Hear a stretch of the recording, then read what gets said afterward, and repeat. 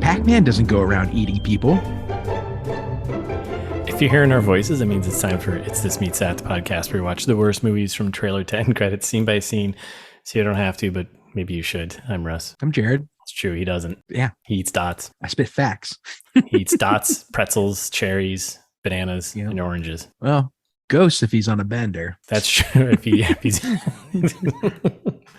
he's had a little too much. He's like, you know what I could really go for right now? Some red ghost. Nom nom nom. Yeah, that fast little bastard. Rest in peace. We're back with our full breakdown. If you listened to last episode, Choose or Die, the 2022 horror film from Netflix. A scene by scene delight in store for all of us. Yeah. What a horrible movie.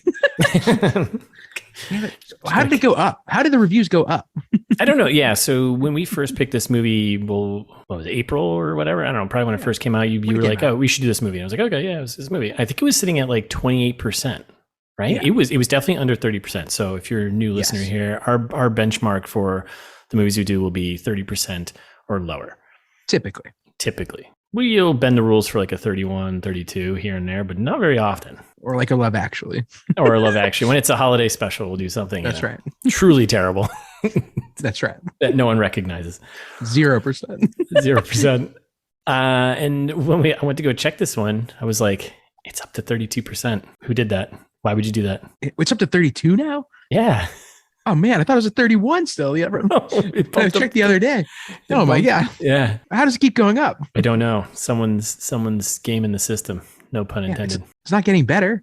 No, definitely doesn't get better with any rewatches either. I can't imagine. So frustrating. This is where we're at. So we're doing Choose or Die. Do you want to go through what it's all about? So after firing up a lost 1980s survival horror game, a young coder unleashes a hidden curse that tears reality apart, forcing her to make terrifying decisions and face deadly consequences. All right. Seen that? Classic curse survival movie. Jumanji. It's all of those movies, right? So I think we actually did pretty good with our, well, not totally, but our expectations from the trailer, our prognostications. Yeah, I think mostly. It didn't really turn into a Tron like I wanted, but no one died of dysentery. Or did they? now I'm wondering. Mm-hmm. I mean, well, Isaac kind of died of like reverse dysentery. Spoilers, by the way, coming up. So if you're listening, but if you should know how this works. So, well, I don't think reverse dysentery is explanation enough for most people. I think actually, if anything, that just makes it more interesting to go see. Reverse dysentery. How does that work? Have you ever seen the movie Human Centipede? No. So, but it goes upstream. No oxen were harmed in the making of. No wagons were with broken wheels or. Yeah, thank God for that. But we did call that he was going to die. We knew that. Nailed it. Yes. So thank God. Our only bankable listeners, you can't see him doing air quotes, bankable star here. Yeah, dead. We'll get to it right now, probably, right? It's time for quick info. Let's do it. This was directed by Toby Meekins. I'm familiar. You're familiar? Well, I read an interview with Toby and Simon. Oh boy. Okay. So Toby, this was his first feature, I think, or maybe he did one other one. I think there's one other one like Floor 9.5 or something. I think that's technically. Yeah, that's just a short film. So it is a short. Okay. Yep. So this is like the first feature film. Other than that, he's done a couple shorts. That's it, right? Handful of shorts and yeah, and that whatever 9.5, 7.5, whatever movie that is. Floor 9.5. That was. Well, thank you. That was him and Simon. That was like I think their first time working together. Yeah. Okay. I'm not sure. Anyway. He's our leader through this level. The screenwriters, Simon Allen, Toby Meekins, Matthew James Wilkinson are all credited as writers. They're all credited as created by. Simon Allen is actually it's written by. So Simon Allen is the guilty party. Yes. Yeah. It's a team effort, but yeah. Primarily it's on him. Toby and Simon. I blame them both. Yeah. Simon and Toby. Yeah. Matthew, you get off the hook on this one. Yeah. Sounds like had a bad idea. Simon and Toby. Sounds like a folk rock band from the 80s or something. Simon Allen, he again just wrote a bunch of shorts. I think he's done a bunch of TV episodes for various TV shows, none of which I recognize, I don't think. So fair enough. And this was kind of everyone's first big feature. Hey, you gotta get in there sooner or later, right? So yeah, you gotta play to lose. And then who's in this one? Not a huge cast. So we got Iola Evans as Kayla, our main. She was probably the best at acting in the movie, right? Maybe. I think so. Other than Eddie Marsan, not to be confused with Marsden. That's right. Marsan. Friend of the pod, James Marsan. Yeah, James Marsan. No relation to Eddie Marsan. Mm-hmm. So Iola Evans. Yeah, I thought she was. She was okay. Yeah. Yeah. She's been in a bunch of TV as well. The quote unquote bankable star, Asa Butterfield. Yeah. AKA Ender, AKA kid from Sex Education show on Netflix. I guess so. Yeah. Don't care for him. He's Isaac. We got Robert Englund. Yeah. Unbelievable. Yeah. He's just doing voice. Right. He's just doing voice acting for the game itself, I think. Yep. Eddie Marsan, he plays Hal. Who's Hal? Oh, Hal is right. Thank you. The guy who kind of causes all the problems in the beginning. I forgot about the thing we already talked about for 20 minutes before we recorded. You definitely did. And then we got Ryan. As is tradition. Ryan Gage. Is that Gage, right? Yeah, that's what I would. How's that? Gage? Gage? I know. Ryan Gage, he plays Lance. I think it's Gage. Yeah. Joe Bolland plays Beck, Beck is the developer of the original game. And then George Hannigan plays the teen gamer. Perfect. Box office production stuff. Couldn't find anything, those numbers, because it's all Netflix stuff. But it was in the top 10 for 4 days. Unbelievable. What?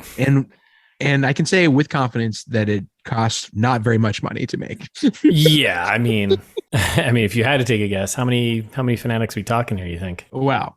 How many fanatics did it cost? I don't know, man. That's a reverse question, right? I think it could have been like 100 fanatics, but I doubt it. The top 10 I assume on Netflix's thing there, that's got to be regional, right? So, and I think this is like a London. There's like a London crew, I think, but they based the movie in New York. But you can definitely, I don't know, you could feel like this feels like a way outside of London kind of vibe. Like, doesn't feel like New York. Like, it's supposed to take place in the States, but it's shot in everyone I think in this crew is London based. Yes, it is. So I wonder if it was like top 10 in UK because not in the US. I don't know, man, because I remember when it first came out, it was getting pushed hard here. Really? Yeah. I think it was number one for a bit here too, number something. Yeah, well, I mean, it was listed as number one for like a day or two, and then it dropped down to I think 6 and 9 and hung out there for like 4 days. Wild. Yep. Offensive. So yeah, maybe a couple hundred fanatics, let's say. A couple hundred. Okay. How about that? So that's it. That's a quick info. Holly pitch. We doing it? Yeah, let's get into it, I guess. Holly pitch me, motherfucker. I'm excited. I feel we both got a couple of good pulls on this one. Yeah, this is gonna be fun. I can't wait. A couple good pulls and a couple of obvious ones. Well, maybe yours maybe less. Mine? Yeah. So for me, this movie is obviously Evil Speak meets Saw 2. Not to be confused with Saw 1 or Saw 3 through, what are they up to, 9? That's right. Yeah, Saw 14. Or Saw 2. Return of the Saw. Yeah. Not sure. So have you seen Evil Speak? I have not. Okay. So old movie, 1981. Classic, like computer satanic panic scary kind of movie here, right? Nice. I think the only famous person in it is Clint Howard, who's Ron Howard's little brother, and also Bob Pinciotti from that 70s show. Don Stark. Remember that guy? The guy with the afro? Yeah. Oh, there he is. Oh my God. Yeah. That's fantastic. I think they're the only two famous people. And before we get into it, fun fact, this was one of those, I'm sure you're familiar with, in the 80s when I feel like England especially had like a big moral panic and they were banning all kinds of movies. This movie was explicitly banned in England for years. Nice. Yeah. All right. As a video nasty. Basically, it's the same movie as the one we just watched. So the premise is there's a guy in the Dark Ages, which in our case, the 80s, discovers a curse, right? But he's like more of like a Satan worshiper guy. And so he's like, he's more seeking out the curse, I guess, but which I guess our guy kind of was too. The original creator back in the Dark Ages. And so meanwhile, there's a kid who's like a social outcast character who's like bullied. Yep. And he gets like, I don't know, like beat in school all the time and punished for things that he didn't do. And like, generally like a down on his luck kind of guy. Yeah. Just like our hero in this movie. Yep. So then the kid discovers Satan guy's book of spells in present day. Absolutely. Just like in this movie, kind of, right? The video game is basically the book of spells here. Yeah, absolutely. Necronomicon. Yeah. And so then he has to use his computer skills, which like for 1981, for a kid to have computer skills, that's That's not, it's unheard of, right? 81. Right. So, just uses computer skills to like decode and translate stuff from the book, just like the code in this movie that she has to decode. Right? Wow. Okay. All right. A lot of parallels here. And then at one point, they like come across at like the end of the book, the evil spells book. Yeah. There's like a promise, like I will return from the satanic guy from the Dark Ages, whatever. Yeah. Yeah. Just like our creator here of the game returns, right? I guess he doesn't really threaten to return, but kind of. He's there. He's floating, right? And then like that all happens kind of in the beginning of Evil Speak, and then the rest of the movie is just him getting like wailed on by other kids and like punished and like getting put through the ringer and coming up with all his vengeance, which is then like the back half of the movie, and he's like doing computer research, trying to figure out like what the situation is, how to use the spells. Got to do your research. Just like this movie. And then he, at the very end, he ends up getting revenge on all the people that wronged him by using the tool. Yeah. And then it's revealed at the very end that he gets attacked too. And like some guy rips his heart out, which you'd think would kill him, but it doesn't really. Yeah. I guess spoilers for this movie, but Temple of Doom, right? Yeah, exactly. But he survives inside the computer to the fire that kill you. And he's now the wielder of the curse. Like Lawnmower Man. Oh, exactly. Yes. Yeah. Just like this movie. Yeah. And like Lawnmower. Right. And like Lawnmower. Yeah. But now he's the wielder of the curse. So like Iola. That is, I think we're done. Right? Sorry. I just went through the whole plot of the movie. You're literally just. Because they're the same movie. I expect you to do the same thing. They're literally the same movie. Yeah. That's more so than mine. Even more? Okay. Mine's pretty close, but that is this movie. That is exactly this movie. 40 years ago. Just shot with a better camera. That's it. Yep. Basic. Well, was it? So anyway, we saw two for kind of somewhat obvious reasons. Like this has got a lot of Saw vibes, right? Yeah. A lot of like self-harm. Yes. As noted in a Netflix. Yep. In the warning. Self-harm, there's a lot of like gruesome punishments that are maybe warranted, maybe not. Yeah. Kind of like in Saw. So Saw 2 specifically, I'm saying. Yeah. Because Kayla is Amanda. Okay. I don't think I saw 2. Jesus. Timmy saw it. So the Amanda character, fans of the pod that are also fans of Saw will know, she was a bit part in the first movie. Okay. I saw the first one, but I just remember Carrie Ewell's and sawing off his okay. But anyways, the good part. So do you remember? So you don't remember then? Probably Amanda was the only survivor at that time. In the first one, they were like final girl. Yeah, they were like, oh well, but like not at the end of the movie because there's only those two guys. Obviously, they was like that's who she was. They were like trying to get a witness who knew this guy. Okay, like, you're the only one who's lived to tell the tale after his whatever. And she's like, yeah, well, I was a drug addict and blah blah blah. So but in the second one, she gets thrown back into the mix and she gets in the death house. Basically that whole movie is in a house. Yep. Like a house full of nerve gas. Classic. And then that's what you did. All die one by one. Of course. And it's looking like she's going to be probably your classic final girl here.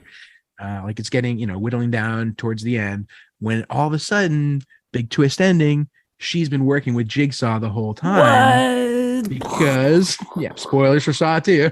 Sorry, everyone. Jesus. And then she like goes on a big thing about it at the end, like, it's only for people who deserve it, and I'm going to carry on his work after he dies, and like kind of like the end of this movie. Okay. He says the same thing. Pretty much. And continues. Controversial ending too in this one. Yep. Okay. So that's it. That's what I got. That's good. Thanks. What do you got? So I went with it's Brain Scan meets The Matrix. I'm not familiar with Brain Scan, I don't think. So Brain Scan, kind of like your Evil Speak. I think we actually covered every 10 years this movie's remade, basically. So Brain Scan. Brain Scan is a classic 1994 flick about a teenager who is part of an interactive video game where he kills innocent victims. Later, the murders become real. Oh, interesting. That's kind of fun. Yeah. So, and it's got like a kind of crazy demon thing going on. Wow. Yeah. Yep. Good vibes. We're kind of watching the video in the background here, listeners, and I'm loving what I'm seeing. Eddie Furlong, young Eddie Furlong here, Terminator 2, John Connor, right? So he's in this. Yep. Yeah. I was going to say, wait, John Connor's in this? Yeah. Yep. So yeah, I mean, you've got the video game parallel here. You got this, real life kind of manipulating real life and people dying and doing these things, right? So the character design is it is fantastic. And then I went to the Matrix because a couple things. One, got some hacking going on. We got a lot of green screen hacking, right? We got Yeah. We got stupid code that makes no sense. Right? Stupid code that makes no sense. We've got telephone booths and telephones, old time telephones. Kind of major plot point, right? That's true. Finding us where we are, getting us to places where we need to be. Mm-hmm. And then she kind of she's the hero at the end, right? And I was kind of waiting for Raging Against the Machine to kick in as soon as she was like, I'm taking this over, So she's the one. Right? She's the one. Yeah, pretty much, right? Because she can kind of kill everyone she wants, right? Yeah.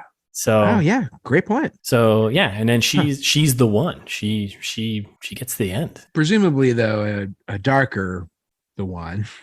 Well, we'll talk when we get there because it's a little shady. The final line there is a little shady. Yeah, I think Neo mostly uses his powers for good. Well, from the robot's perspective, no. You're right. When you're right, you're right.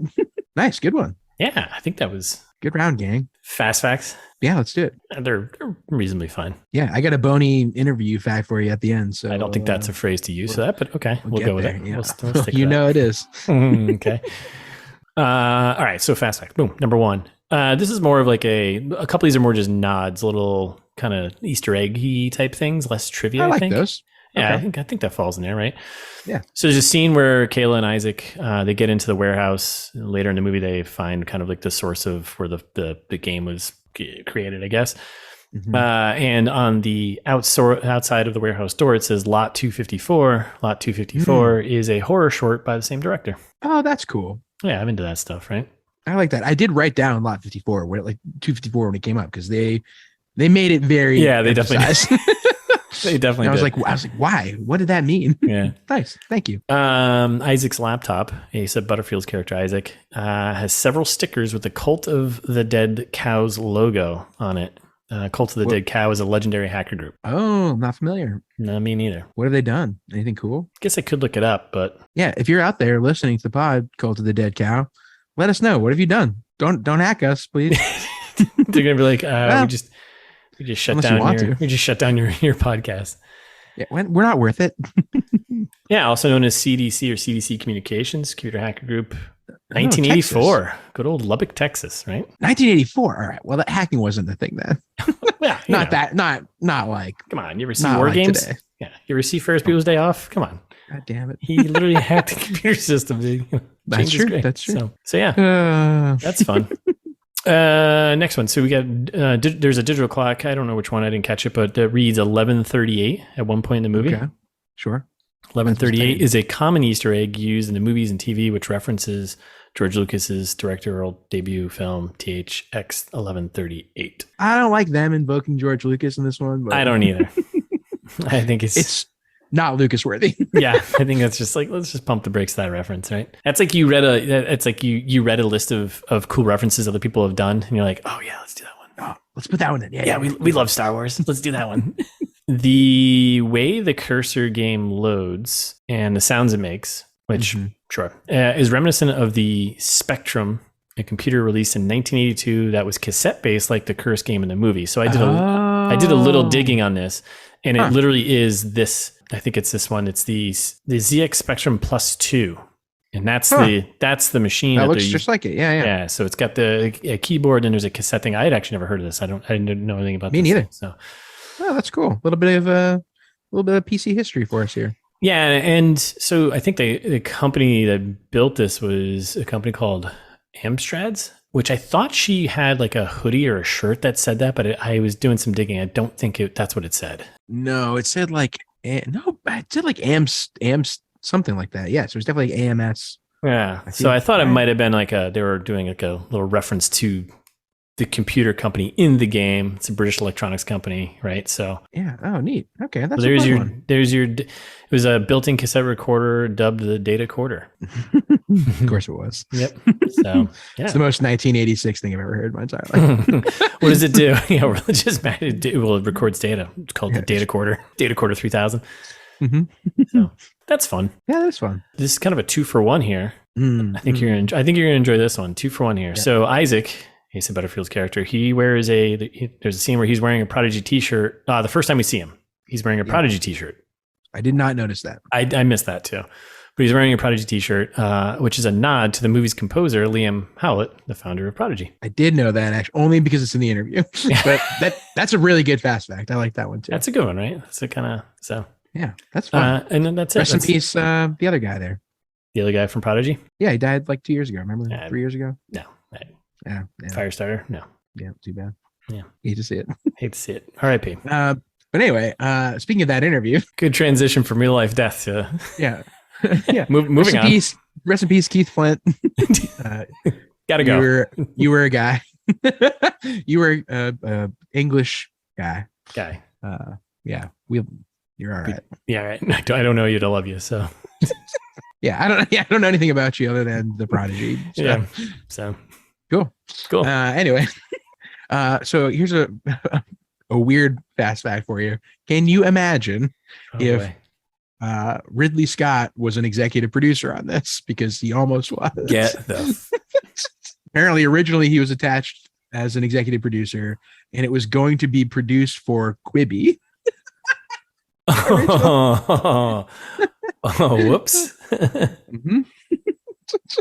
And then they were like, actually, never mind. Netflix was like, we'll give you $50. Yeah.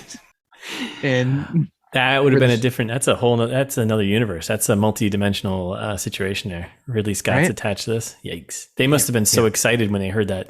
They were like, oh yeah, we'll do it. Yeah. Then he saw that they made a reference to George Lucas. And they're like, oh boy. Yeah, really? I'm out of here. Really? I'm out of here. And the other big takeaway from the interview there was one of the questions was like, oh, we've seen comparisons to the Saw franchise, again, for obvious reasons. They're like, but like, what films were actually influencing you here? Oh, no. And so the films they cited as influences, Evil Speak, Brain Scan.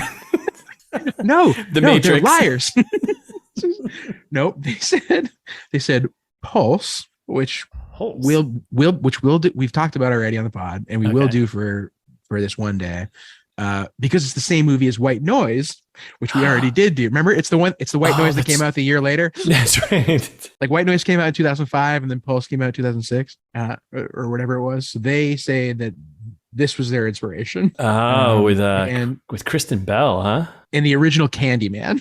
I mean, okay. The other big inspiration, apparently. But yeah, these guys stink. Just like as a side note, they're kind of like, oh yeah, it was so easy working with Robert Englund because they did all the production for this, like, at like peak pandemic. So they were not doing anything outside of the UK. Like they weren't getting Americans and all, whatever, back and forth stuff. Yeah. And so they're like, oh yeah. So we just like sent the script to Robert and like he recorded a few lines. And, probably in his home, like an afternoon, was like, all right, thanks for the paycheck. See ya. Yeah. Thanks for the 10 grand to do jack shit. Yeah. Thanks for referencing my film. And then they claim that he liked it. They claim that Robert Englund was a fan of the film, but come on. Yeah. Come on. Well, that's good shit. Great job, team. Yeah. Look at us. I think we're hitting our stride, doing back in the saddle, right? Right? Back in it. Feels like we were never gone. All right, are we doing this? Let's do it. Are we gonna re-spoil this, but in a very long way? Yep. Okay. That's right.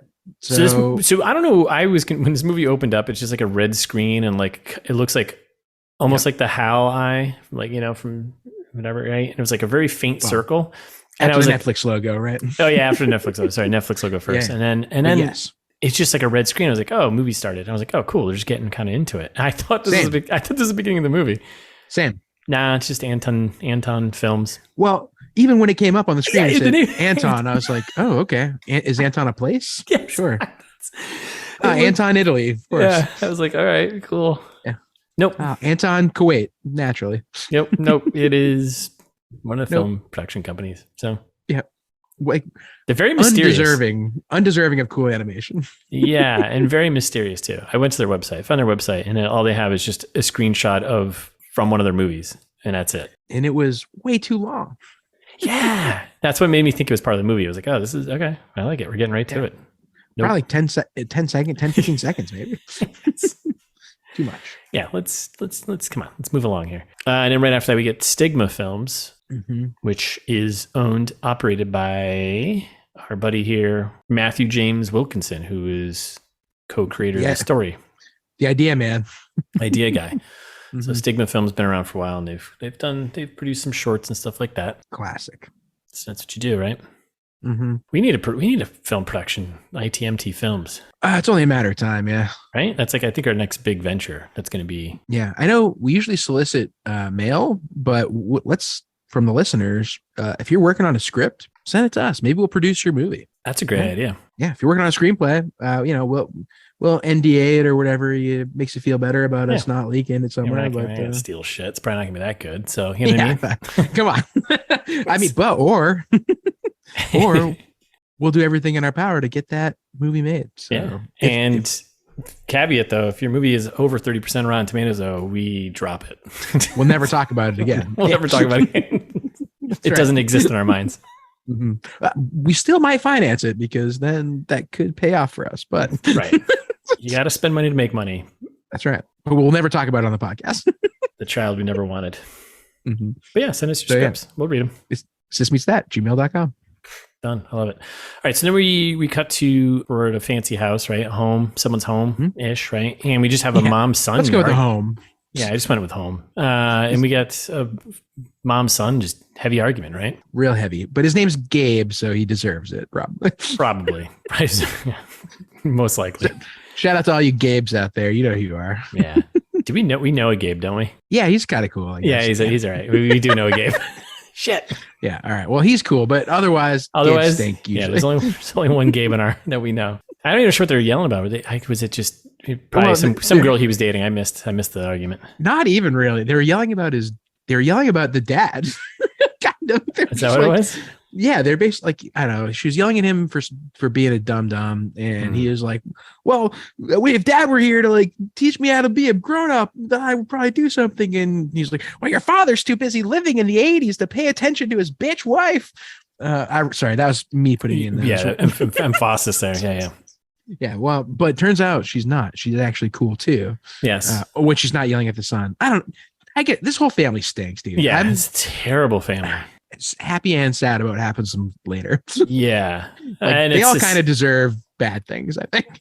And it kind of sets up at the very end how they both interact and react to the situation. Right. Which, it's kind of annoying. So, this is our first Coca-Cola product placement, by the way. Oh, nice. Yeah, right in the center of the table. Coca-Cola was all over this movie. There was cans of Coke everywhere. So drink fresh. Coca-Cola. Stay fresh.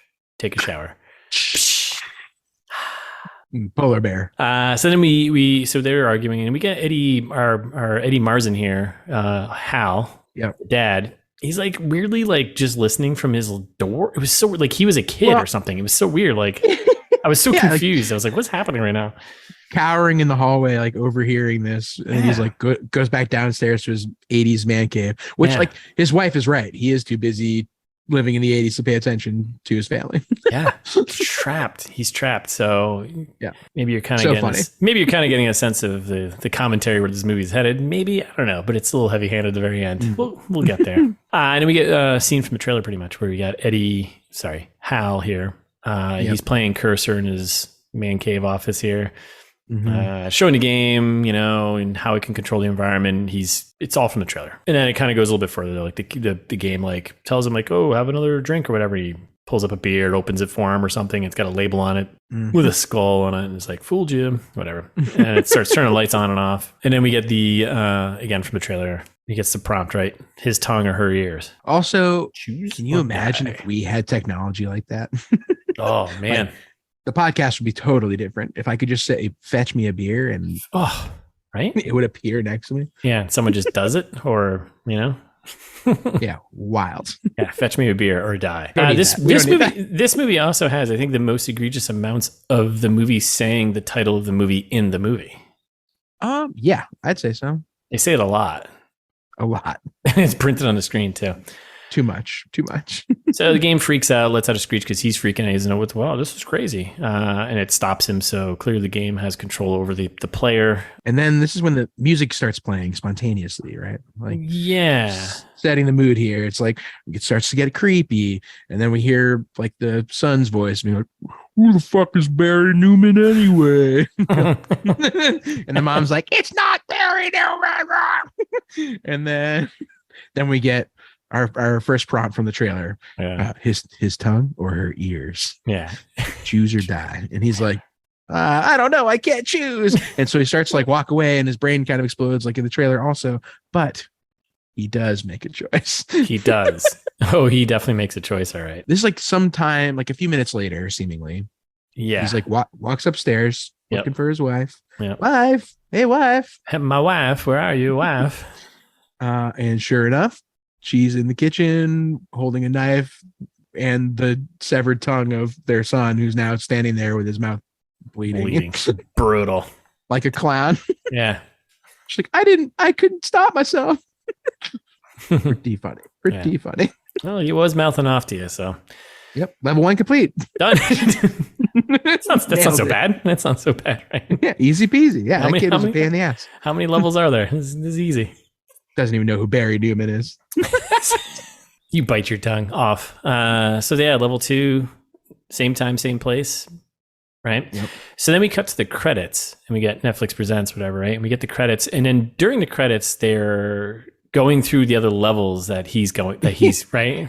Yeah, and I didn't write them all down. I don't know if you did. I saw there's something about no. Something or something, and then there was her head or his eye. yeah. Which you can, they set it up so when we come revisit them, you see all the choices he actually made. Yeah. And then it cuts to once the credits kind of are done, the game prompts him with like, do you want to continue? Or basically the game forces him to distribute the game. It's like, your family's bleeding. Do you want to continue or do you want to make copies of me? Right. And so he's like, obviously copies, apparently. Because that's the thing that I don't understand, because he seems like he cares almost. Right. At this point. Like the way this character is written is just so stupid. Like it's wildly inconsistent the whole movie. Like at the beginning, he seems like he's like a super timid piece of shit. He like sits in the basement. And then he seemingly now that he knows that the thing's gonna do violence on his family, he's on board. And then all of a sudden now he's like, no, this is too much. Now I want to stop. I only wanted to do a little violence on my family. Right. Now I want to spread it out so other people can have violence done to them. Like, yeah. Such an inconsistent character in the first 2 minutes. 2 minutes, yeah. I hate this. So he distributes the game and his family is safe. For now. For now is the key phrase there. Cut to an office building, right? Yep. And 3 months later. Oh, right. That's right. Oh, yeah. 3 months later. Right. Which, stupid. Like, what is that? It means it doesn't matter. Yeah. Yeah. I remember seeing that. I was like, does that matter? I guess it gave Hal's family time to heal. They're never healing from that. No, I don't mean emotionally. I mean physically. Oh, physically. That's a lifetime of healing mentally and emotionally. Yeah, no, they don't come back from that. No, you're done. You're done. Yeah, but physically, I think the tongue wound is healed. Yeah. I think the tongue heals pretty quickly, right? Yeah, famously, yeah. Right? I don't know. It's like a lizard tail. It grows back. Grows right back. Grows right back, right? I don't know. Right, listeners, don't do that. Do not do that. Don't test that theory. Just Google it. Don't Google it. Just don't fucking do it. Just go outside for a run. Jesus Christ. All right. So we're in the office building and we get, I guess she's getting her paycheck or whatever. I don't know. There's like a line of them. They're just cleaning this empty office building, which. Just like from the trailer again. Yeah. It's all from a trailer. You're not fucking special, you know? Yeah. She works at Kismet is the name of the company. Which, do you know what Kismet means? Yeah. Is it just like a happenstance? Like fate kind of. Yeah. Yeah. Turkish word. Well, I was about to say love the Turks, but I do love the Turks, but not your leadership these days. He's a bad man. That's where we're headed, huh? Yeah. Why you brought it up? You brought up Turkey. I didn't bring up the political climate over there, and like, I'm pro the Kurds, so I'm gonna say whatever I want. Can't abandon the Kurds, Russ. I'm not saying Jesus Christ, this is where we're at. Oh boy, we're not gonna say it's someone Someone has to. People listen to this podcast for this. All right, back to the movie. So she's getting her paycheck, right? And yeah, you're not fucking special, blah, blah, blah, move along. She's a window cleaner, and they're cleaning this empty office building, Kismet office building, which they definitely focus up on. So you're like, this is going to come back. Kismet means fate. So cool. Yep. Mm-hmm. See how this goes. And she bikes home. Yeah.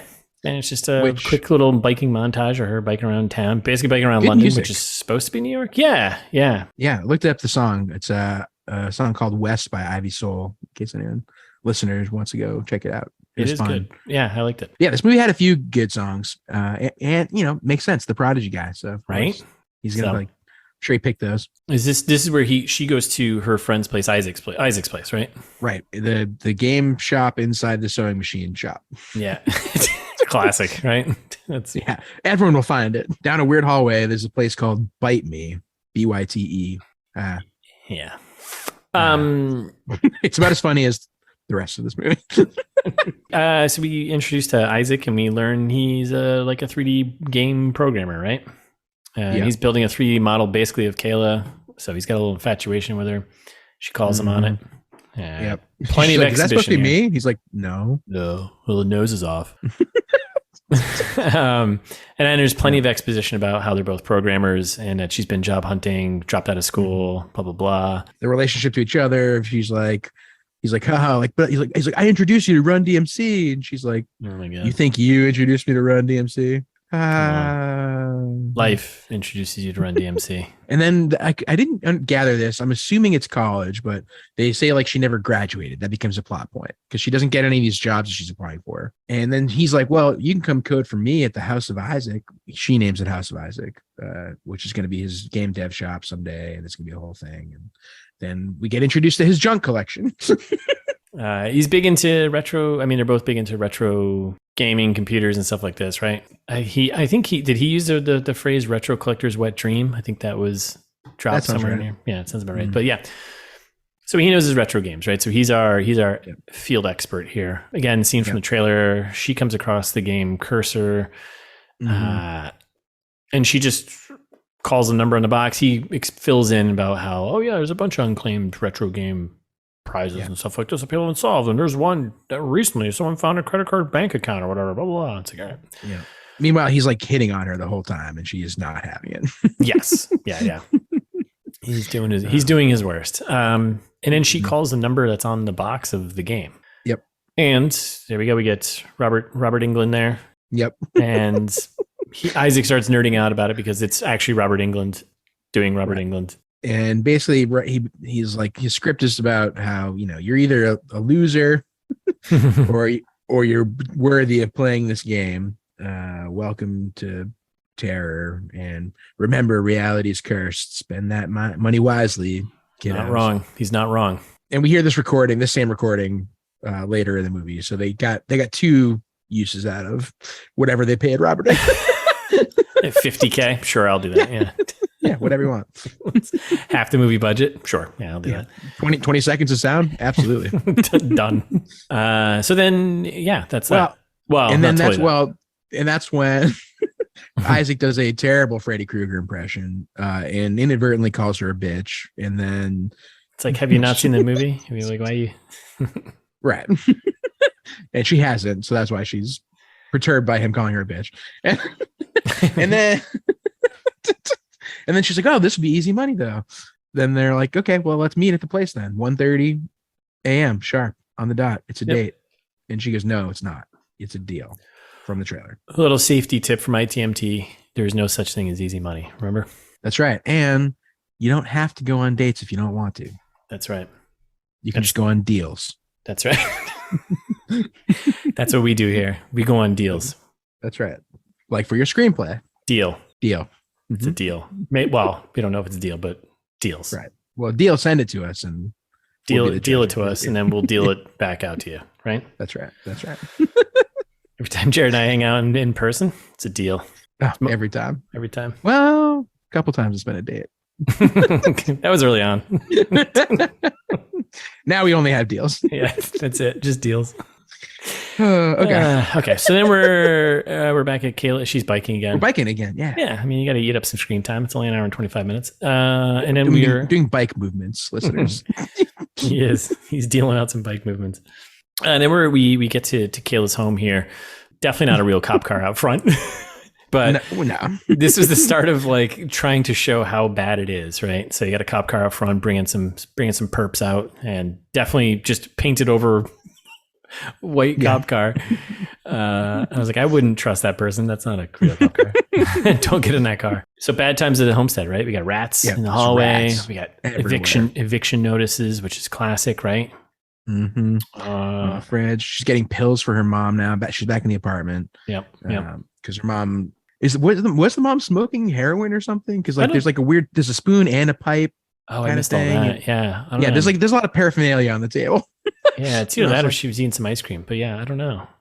No, I think because she's pretty zonked. This is the who does the Cherry Garcia? I'm like, is that a new flavor of ice cream up there? She's zonked. She's zonked. It's heroin and cookies and cream.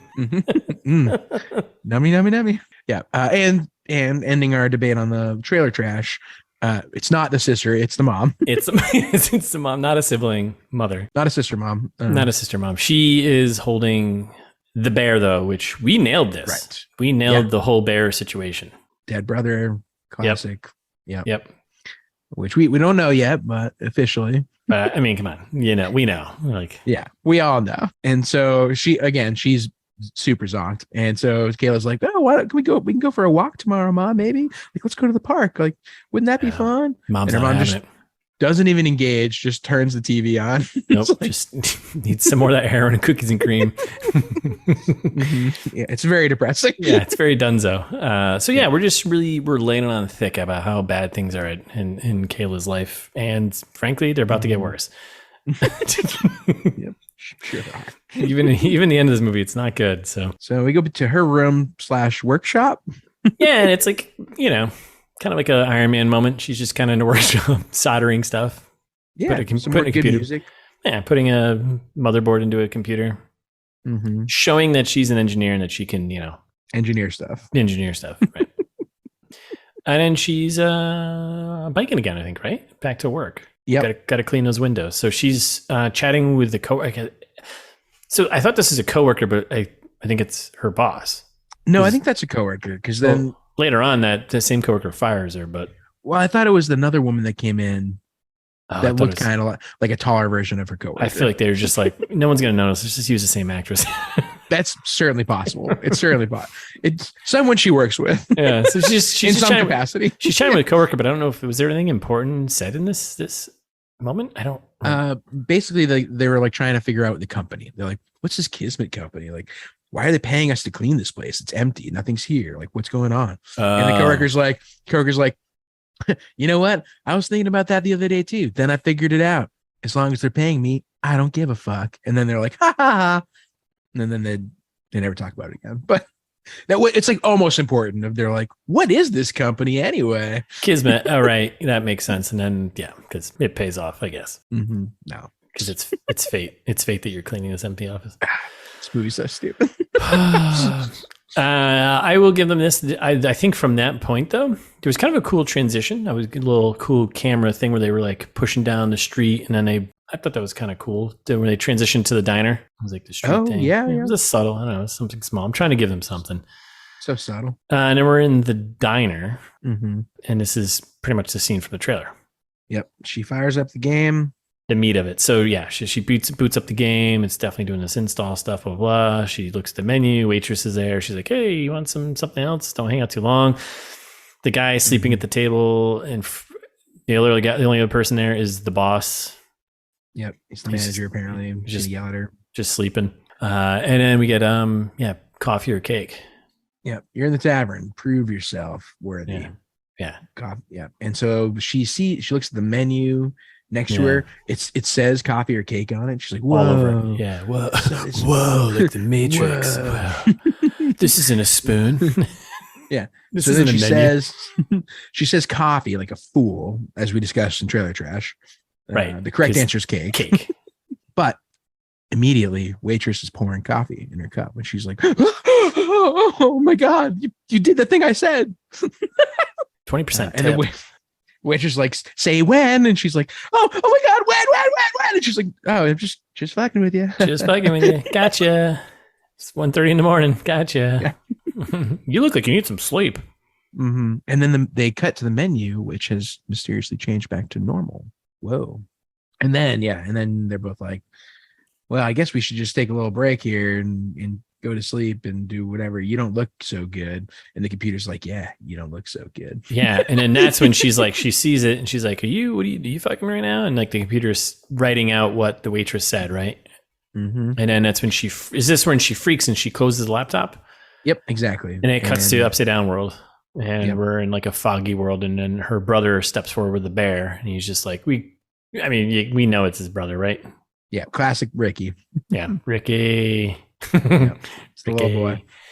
He's just like, choose or die. It's the third, fourth time they said the name of the movie in the movie. You have to choose, Kayla. Mm-hmm. That's what he sounds like. Yeah. It's spot on, actually. It's a great... Thank you. Yeah, nailed it. And then so she's, so she chooses to take a break. Well, she chooses to open the laptop again. She opens the laptop. She opens it like, but you should take a break. Yeah. And she's like, yeah, let's take a break. No pun intended. Now the waitress starts breaking stuff. Yep. Pun intended, but this game is hilarious. Glass after glass on the floor. And she's like, I don't care. I just grab the laptop and leave. Like, break all those things you want. You're gonna get fired. I don't. Yeah. Well, I mean, then the manager probably would have gotten involved earlier. That's true too. So yeah, the waitress just like dropping glasses in kind of like this creepy way, right? And again, scene from the trailer. And then there's the choice of break more or clean up, right? From the trailer. She says clean. This whole thing is, again, like Russ said, the whole movie you get from the trailer. All of the important parts. Yeah. Yeah, even the end. Even actually, the very end. It's in like the trailer. It's all the quick cut stuff is the end of the movie. So stupid. Yeah. Maybe you're like, oh, well, how does that, you know what I mean? How do you get to that point? We didn't know how they got to that point. So don't need to. No.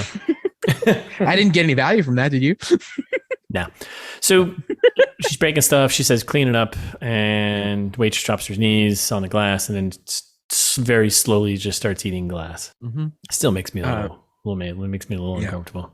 In the trailer, they made it look a little bit more like maybe she was just like in a hypnotized trance eating the glass. In the movie, it was definitely more traumatic of her like being like, I can't stop. I don't want to eat the glass. It hurts. People are aware. So people are aware that they're doing the things that they're doing, but they can't. Yes. They can't control it. So yeah, exactly. So Kayla's begging her to stop, and she's like, "I can't. It hurts so much." And she's chowing down on glass. Nom nom nom, like Pac-Man, just eating glass, eating people, glass.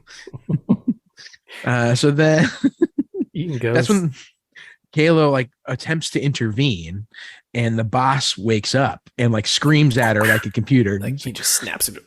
Take it, I'm a computer. Stop all the downloading. Stop all the downloading. Yeah. You've run out of RAM. Then she tackles him, which works for some reason. Yeah. And tries to force the waitress to stop chewing on the glass, but she can't. And then the computer says that she passed level 1. Great job. That's it. What happened to Rachel? I mean, her mouth is all fucked. She's just got a really expensive dental visit. That's it. The waitress? No, she's dead, dude. She's wicked dead. Oh, she is. So did they address that with like? Yeah, immediately. Oh, when did they do that? This scene right now. Oh, okay, cool. So we're back home, and Kayla wakes up, and she's like, "Oh, what the hell's going on?" I don't know. I was like, did they address this at all? Yeah. Yes. Right now. So I thought I remember there's a cop that showed up, but I thought the cop was just talking about her dead brother again. I was like, what? No, the cop was talking about the crime that she was witnessed last night. But he also brings up the dead brother, though. Yes, he does bring up the dead brother. And being like, oh, have her come back in and say a statement. Oh, maybe for okay. About the crime from yesterday. So the cops. I mean, you can. I mean, there's circus people who eat glass, right? They survive, don't they? I think that's a trick. I don't think David Blaine ate a light bulb one time, didn't he, or something? I think that's it. I think it's magic, Russ. Oh no, what? That's not magic. Come on. Mm-hmm. Yeah, she ate it, didn't he? No, no, he did not. Are you telling me David Blaine's not real? That's right.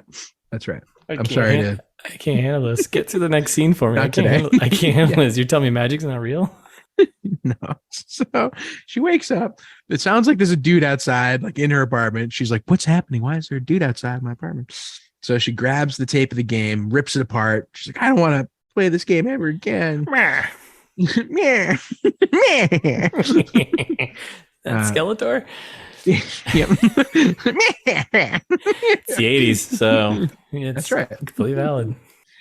So then she opens up her door a little bit and she sees it's the cops. And the cops immediately go, trying to snatch my crops. We spoke to Kayla last night at the scene of the suicide. Ma'am, is that heroin and cookies and cream? So actually, it's funny you said this because this is the point after the scene. I actually turned on the closed caption, because I didn't know. Yes. I wonder if they'll ever address that again. I was like, I can't really hear him. Is he just talking about the dead brother? I should put a closed caption. So. Yeah. Nope. They were like, we spoke to Kayla at the scene of the suicide last night. I was like, why is he bringing up the brother? Did he die recently? What's going on? Yeah, I think it wasn't recently, but I think it's like they're trying to show that this is like, this is the bad neighborhood where the cops all like they know the residents, like everybody's familiar with everybody. Yeah. And like sorry to hear about your boy kind of thing. Doesn't matter. We know. Yeah. And the mom seems surprisingly sober at the moment. Like she's handling the cops well. She can get a new thing of ice cream. That's right. She's zonked. She's pre-zonked currently. And then her mom's just like sitting there at the table smoking a cigarette, and Kayla walks out after the cop leaves, and the mom's like, it used to be a good neighborhood. That's when she gets back on the all of a sudden she seems zonked again. This is when I was a little confused. Like this, I didn't follow this scene very well. And I had closed captions on. Clearly I didn't follow a lot of stuff either, so yeah, I was like, you go first and I will. I think the mom asks if Kayla's okay and calls her a bum. And then Kayla's like, you haven't called me a bum in years. And then she doesn't answer the question. I don't know about bum. It was like skabum or something like that. Skabumbity bum. Okay. I don't know. It was like it was a cutesy name that like a parent gives to their kid, right? Okay, sure. That's what I was wondering. Yeah, I don't think it was bum. It was like it'd be weird. Yeah. Honey, you're such a bum. You're such a bum. Well, you haven't called me that since I was a kid. That's what I kind of thought. And then now you're even more of a bum. And then she asked if the ghoul was still there. And you had closed captioning on? Yeah, I don't know. I don't even know what you're talking about. It wasn't there something about a ghoul? I have no idea. I think it was just mom was having she took a scoop of ice cream and I think you're right. Kind of went off. She's getting zoned. Well, because Kayla then chastises her for doing drugs. She's like, do you want to die, Mom? And Mom's like, used to be a good neighborhood. Not anymore. And then Kayla leaves, and this is where we meet Lance. The scuzziest. Ugh, gross. You can tell because he's got neck tattoos, right? That's right. Hey, we're not that kind of podcast. Neck tattoos are cool. But that's the point, right? Like, yeah, that is the point. What they're trying to do. Yeah, great stereo. Yeah. And like, he's got a weird accent that's like kind of unplaceable too. Like, I think because everyone in this movie is British and they're all trying to do American accents, some of them cannot. Yes, trying to do like a New York accent, maybe. I think that's what he was trying to do. Like, I think he was trying to do like a West Side Story accent or something. Which is funny because like I don't know, like when you watch this movie, if I was like, this just feels like London. This doesn't feel like New York at all. Yes. It doesn't. Yes, it feels like Europe somewhere or London. Yeah, shit's too spread out. Yes. Like, have you guys ever actually been in New York? Yeah. Like, why is there space here? Yeah. There should be no grass. There's no even dead grass. Your stairwells are like 10 feet wide. Why? The rats I buy. But yeah, the rats I buy. Everything else. No, I don't know. The rats look kind of small. The London rats. Yeah. Yeah, they weren't New York sized rats. So we meet Lance. He's a scumbag, basically a neighborhood drug dealer. But is he also like a landlord or something? No, he's like the neighborhood drug dealer / snitch / like protection ring guy. I think like piece of shit. But yeah, like next level. I I got to protect the residents. It's like, what is this? So yeah, Because- he's giving the heroin and cookies and cream to Kayla's mom. That's right. He's That's supplying her with the ice cream. He's the one zonking her. Zonking her, right? I think he's zonking her too on the side, maybe. Whoa, double zonk? Double zonk? I think. Oh, you're right. Oh, right. They do allude to that at some point. There's extra zonk going on. Oh Yeah. man, yeah, you're right. Okay, yeah, he's so scuzzy. Yeah, the worst. He gets what he deserves in the end. Yeah, I was like, stay away from my mom, like, Yeah. You're the worst. And he's like, oh yeah, well, how about this other rejection letter from that job? Don't you see? No one around here amounts to nothing. Classic line. Okay, well, thanks. And then he's like, hey, if you need money, don't forget you can ask me for money. Like, wait, what? I mean, I'm sure in return for some type of act, but yeah. Well, then that happens later. Right. So, yeah. Yeah. And then there's like a weird flash of the game. Yeah, it was a bad transition. Stupid. It was like a do little skull. Next scene. Green skull flashing on the screen. Like, really? Okay, so then we're back at Isaac's place, right? Yep. Trying to end this game, and she's telling him about the game, blah blah blah blah blah, and he's like, I don't believe this you. is what happened last night. Yeah, okay. Pac-Man doesn't just go around eating people. Yeah. Video games can't kill people. Stupid. And she's like, quit invalidating me. Unless you talk to the U.S. Congress, video games cannot kill people. Well, that's right. Morons. And so then he's like, oh, don't worry, I'll do some research, like kind of being a jerk. And she's like, yeah, why don't you do that? You're so fucking smart, which was almost the quote. I thought she kind of got like, I don't know. I felt like he was like a little over the top, like angry with him. Like, yes, I agree. Like, Jared, if you came to me and you're like, dude, I played this game last night and this is what happened, I'd be like, I don't believe you. No way. I'd be like, no way. Open another beer. Yeah. Open another beer. Put that beer down. Yeah. Open another beer for me. Put that one you have down. Mm-hmm. Start again. I'd believe you. Yeah, you think so? I think so. No, probably not. No. You definitely wouldn't believe me. There's no way. No way. Oh my God, Russ is zonked. Buddy, you doing heroin? Yeah. Well, maybe. Not today. Oh, no. Well, don't do heroin, listeners. Do not do heroin. Yeah. Ice cream's great, though. That's true. All right. So we got a rift between Kayla and Isaac. He's like, oh, man, I fucked up because I didn't believe my friend, Right. Which is completely reasonable. My friend that I'm trying to hit on. Yeah. So double screwed up. He's got ulterior motives the whole time. Yes, absolutely. So meanwhile, we're at the office building.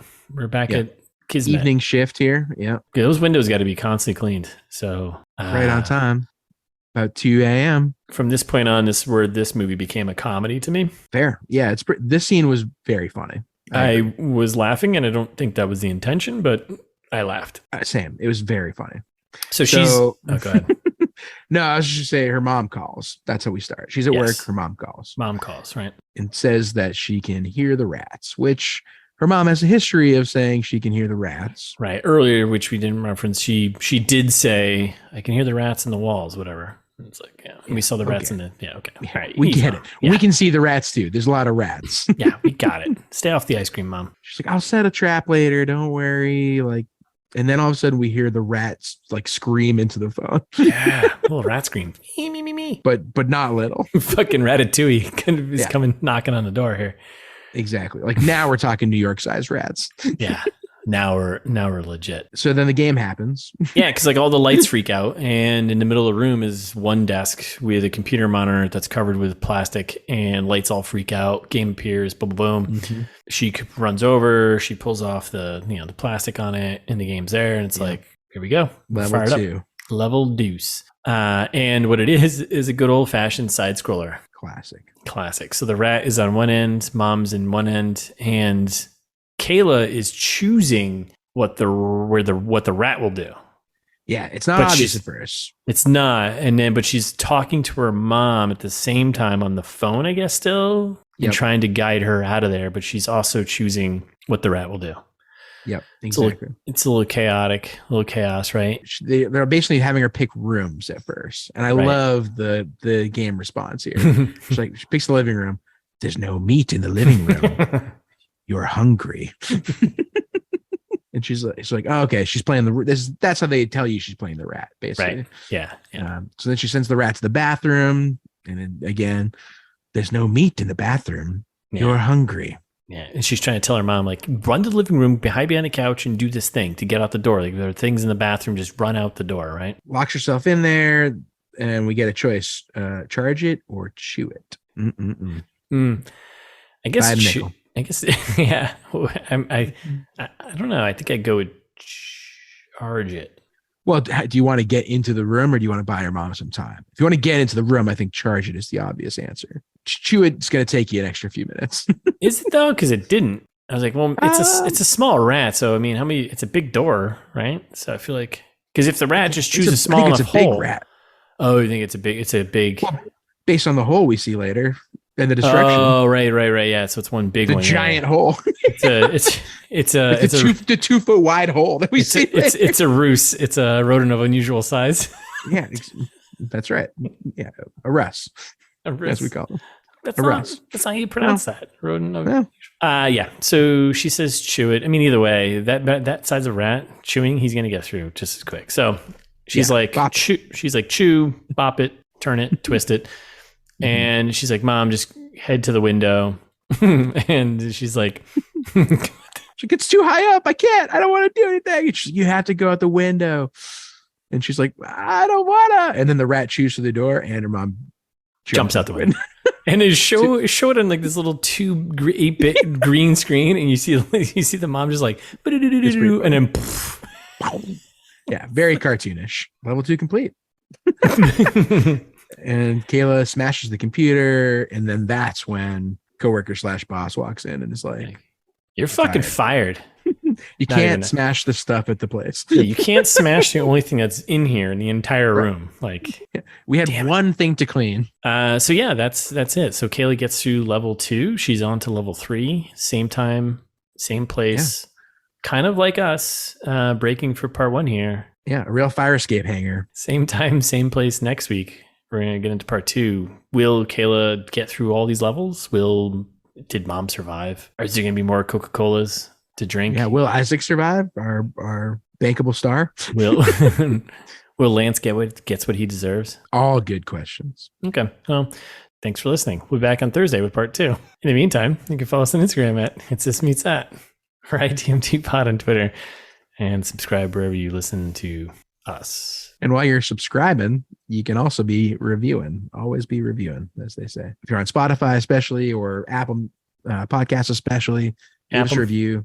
App them if you got them, and we'd appreciate it. We'd be very thankful. And then you could send us an email right afterwards and tell us that you left a review, and we'll send you some ITMT merch. That would be nice, wouldn't it? It's thismeetsthat@gmail.com.